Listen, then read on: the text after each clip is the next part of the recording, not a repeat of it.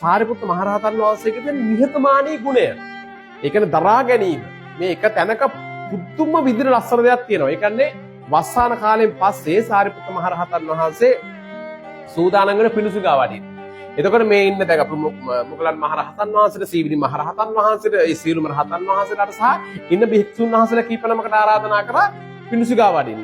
එතකොට මෙතෙන්දී එක ස්වාමීන් වහන්සේ නමක් ඉතින් භික්ෂුන් වහන්සේ නමක් ඉතින් මෙයාට ආරාධනා කරේ නැහැ මගේ රත්තරන් පුතේ. හරිද? මෙයාට ආරාධනා කරන්නේ නැහැ. මේ ආරාධනා නොකරපු එකේ තරහට මෙයා මොකද්ද කරන්නේ? සාරිපුත්ත මහරහතන් වහන්සේ මුතුන් ස්වාමීන් වහන්සේලාත් එක්ක වැඩියෙන් පස්සේ බුදු පියාණන් වහන්සේට කියලා කේලමක් ගිහිල්ලා කිව්වා. මොකද්ද? බුදුරජාණන් වහන්සේ ඔන්න දකුණස්සව් කියලා බුදු මාතලෙන් කතා කරන්නේ. වැඩක් නැහැ. සිවුර මේ ඇඳ ගන්න ගියන් පස්සේ මගේ ඇහත් තුවාලුණා මේ බලන්නකෝ. සිවුරන් දෙන්න ගියා බලන්න වටපිටා කවුද නේද ලොකු කම්ප්ලේන් එකක් දානවා පැමිණිල්ලක් දාන බුදු පියාණන් වහන්සේට ගිහිල්ලා.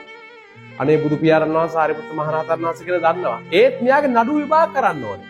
එසා ආනන්ද හාමුදුරනේ කතා කරලා කිව්වා සාරිපුත්තට එන්න කියන්න. සාරිපුත්තට එන්න කියන්න. ආනන්ද හාමුදුරුවෝ දැනගත්ත හොඳ දෙයක් අද සිද්ධ වෙන්න හදන්නේ. ඒ නිසා අනේ ඉක්මනට ගිහිල්ලා සාරිපුත්ත මහරහතන් වහන්සේට වෙන්න කියලා. ආයි මොකටද කින්ද මන්ද මොකොත් නෑ මගේ රත්තරන් පුතේ මගේ රත්තරන් බුදු අම්මේ අප්පච්චි කිව්ව සැනින්ම හැරිලා ආවා. හැබැයි ආනන්ද හාමුදුරුවෝ දැනගත්තා සාරිපුත්ත මහරහතන් වහන්සේ වඩිනකොට අද මහා ගුණයක් උන්වහන්සේගේ පෙන්නනවා. මේ මහ පොළොව කම්පාන මහා ගුණයක් අද උන්වහන්සේ පෙන්නනවා. ඒ නිසා සියලුම භික්ෂුන් වහන්සේලාට කිව්වා අද එන්න සාරිපුත්ත මහරහතන් වහන්සේගේ ගුණ කඳ බලා ගන්න පුළුවන්. සාරිපුත්ත මහරහතන් වහන්සේ අපසු බුදුන් වහන්සේයි ඊට පස්සේ කියනවා මේ භික්ෂුන් වහන්සේ චෝදනාවක් කරනවා. ඔබ සිවුරන් දෙන්න ගියා පස්සේ මේ සිවුරේ කොටක් මෙයාගේ ඇහි වැදුනයි කියලා. අනේ සාරිපුත්ත මහරහතන් වහන්සේ මේ පැත්ත බලලා මගේ රත්තරන් පුතේ බුදු පියාණන් වහන්සේගෙන් අහනවා පුතේ කය ගැන සතියෙන් ඉන්න මට කය ගැන හොඳ සිහියෙන් ඉන්න මට මේ වගේ දෙයක් සිද්ධ වෙයිද බුදු පියාණන් වහන්සේ? ඒත් කමක් නැහැ. මම එක උදාහරණයක් ඔබ වහන්සේට පෙන්නන්නම්. මම මේ මහ පොළව වගේ මේ මහ පොළවට ඕනම දෙයක් දරාගෙන ඉන්න පුළුවන්. මේ මහ පොළොවට ජරාව දානවා, හොඳ දේවල් දානවා, මල් පැල වැවෙනවා. මේ හැම දෙයක්ම වැවෙද්දි හැම කෙනෙක්ම මේ ඕනම දෙයක් අතාරිද්දි මේ මහ පොළොව දරාගෙන ඉන්නවා බුදු පියාණන් වහන්සේ. මම මේ හුළඟ වගේ මේ හුළඟට සුගන්ධ එකතු වෙනවා, ඒ කියන්නේ සුවඳ එකතු වෙනවා, ගඳ එකතු වෙනවා. මේ ඕනම දෙයක් මං ගහලා අයින් කළා දානවා. මම ගින්දර වගේ හොඳක් දානවා, නරකක් දානවා. ඒ කියන්නේ හැමදේම දානවා. හැමදේම බුදු පියාණන් වහන්සේ මම පුච්චනවා. මම ජලය වගේ මේ ගලාගෙන යන ජලයට අසුචි එකතු කරනවා, හොඳ දේවල් එකතු කරනවා, මල මුත්‍ර එකතු කරනවා, ජරාව එකතු කරනවා. හැබැයි මම මේ හැමදේම හොදලා අයින් කළා දානවා.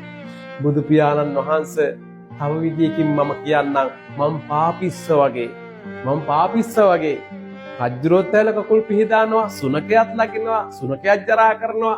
මම පාපිස්ස වගේ අවසානට කියනවා මගේ රත්තරන් පුතේ මහ පුදුමාකාර වචනයක් බුදු පියාණන් වහන්සේ මම අං කැඩිච්ච හරකෙක් වගේ.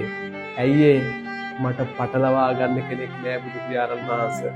මට පටලවා ගන්න විදියක් නෑ. මට පටලැවෙන්න, ඒ කියන්නේ ගැටෙන්න මේ පටලවා ගන්න තියෙන අන් දෙක මං කඩලා තියෙන්නේ. ඒ නිසා මට පටලැවෙන්න විදියකුත් නෑ, පටලැවෙන්න කෙනෙකුත් නෑ. මේ කතා ටික ඇහෙනකොට භික්ෂුන් වහන්සේට මගේ රත්තරන් බුදු පුතේ ඉන්න බෑ. තරහා ගන්න බෑ. ඇස්වලින් හඳුරු වැක්කෙනවා සාරිපුත්ත මහරහතන් වහන්සේගේ ගුණ කඳ දැකලා. අන්තිමට භික්ෂුන් වහන්සේට ඉන්න බෑ.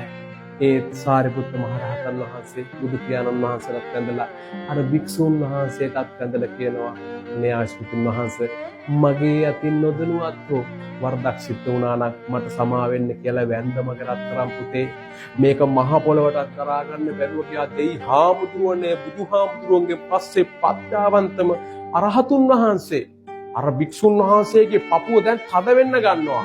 බුදුහාමුදුරුවෝ කිව්වා වැඳලා සමාව ගන්නවා. ඔය තමයි සාරිපුත්ත. තා වැඩි වෙලාවක් යන්න ඉස්සලා හිස හත් කඩකට යයි මේ ගුණ කත දරා ගන්න බැරි හින්දා කියලා කිව්වම පසර භික්ෂුන් වහන්සේ අඬාගෙන කෑ ගහගෙන සාරිපුත්ත මහරහතන් වහන්සේගේ ළඟ ධන ගහලා වෙන සමාව ගත්තා. මගේ රත්තරන් පුතේ අං කැඩිච්ච හරකෙක් වගේ දෙයක්. මම එච්චරයි කියන්නේ. මගේ රත්තරන් බුදු අම්මලා අප්පච්චිලාට කියන්නේ මම ඒ ටිකම තමයි. නමුත් ඔයාලට වඩා මං හරි ආදරේ පැටවුන්ට අං කැඩිච්ච හරකෙක් වගේ වෙන්න, කාත් එක්ක ගැටෙන්න යන්න එපා.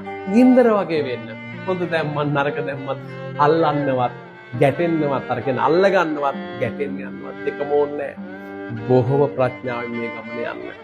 මගේ රත්තරන් පැටවුන්ට මම ප්‍රාර්ථනා කරනවා පුතේ පරිස්සමින් ඉන්න. හැම වෙලේම බණ අහන්න, ධර්මය අහන්න, හැමදේම ප්‍රගුණ කරන්න. ඒකට වාද ගොඩක් දේවල් ජීවිතේ දැනගන්න ලැබෙයි. අත්තත්තේ පිහිටයි.